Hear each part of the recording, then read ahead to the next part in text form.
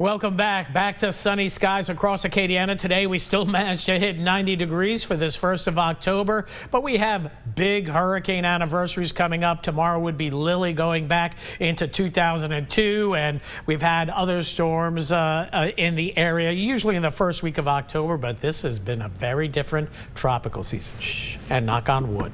So here we have our picture looking at the Cajun Dome, and again, generally fair skies. Good news, we have a view of the International Space Station coming up this evening. We'll talk more about that in just a second. So let's kick it over to the radars. Clear skies, so we'll see if there's anything on the radar, and sure enough there is, but mainly over toward eastern Louisiana, southern Mississippi. Hey, there's a thunderstorm there by I-59. A few other scattered showers. Very weak disturbance is going to be moving westward across the state from the east to the west, which is typical in tropical years, tropical months rather, and we might see a few showers tomorrow, but don't get your hopes set too high on any significant rains or any rainfall amounts, and we're talking 20–30% for right now. Also coming up, set your phone or watch alarm for 7:56 this evening. We have a good look at the International Space Station, a full 6 minutes worth coming in from the northwest this evening.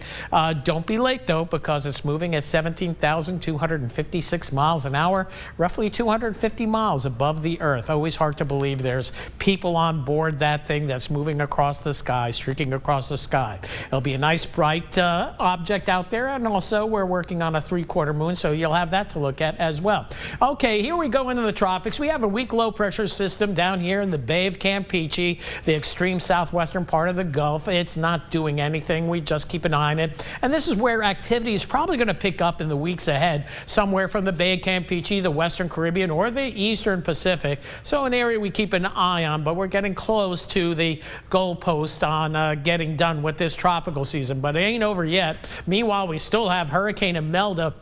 Not necessarily a good-looking storm, but it's a storm that's racing eastward. And look at this little 20-mile wide island, 20 mile long, about 3 miles wide. That's Bermuda, and this is heading right for Bermuda as a full Category 2, could strengthen to 105-mile-per-hour winds. Hurricane warnings already in effect. I've seen winds gusting already over 50 miles an hour. Tropical storm conditions on Bermuda now, and that's before the big tropical rain bands come in. So it's going to be a rough night for Bermuda. For us, nice and quiet overnight tonight. As we take a look at the graph model, near 74 low, widely scattered showers for tomorrow. Again, rain chance 20–30%, down to about 10% on Friday, maybe a coastal shower. Most of us stay dry. And then as we head into the weekend, notice the Gulf is a little bit more churned up, a little bit breezier, maybe a weak low here, a weak low here. Nothing expected to develop, but it's been so quiet in the Gulf of Mexico for operations, or if you're fishing, it's been 1 to 2 feet all September long.